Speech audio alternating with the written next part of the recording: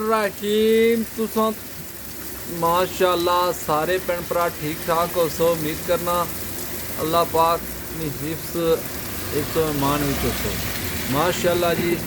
आज बारिशा का मकाम बारिश हो रही, क्या बात है जी।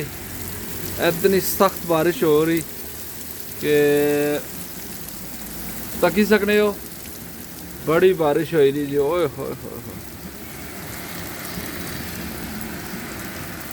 माशाअल्लाह जी।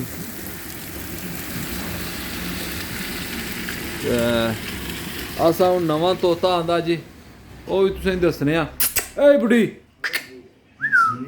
ए हेलो हेलो ए बुढ़ी, इसका ना आ बुढ़ी। हेलो बुढ़ी, हेलो हेलो हेलो। माशाअल्लाह जी, बारिश तो खली जासी थोड़े खली गई जी माशाअल्लाह। तो आज साड़ा सेमी फाइनल भी है का अपना, तो अस दुआ कर रहे हैं बारिश खल है, क्योंकि आज मुकाबला बड़ा सख्त था। तो बारिश नहीं होनी चाहिए। तो जी एकदम बारिश खली की मौसम किस तरह हुई है।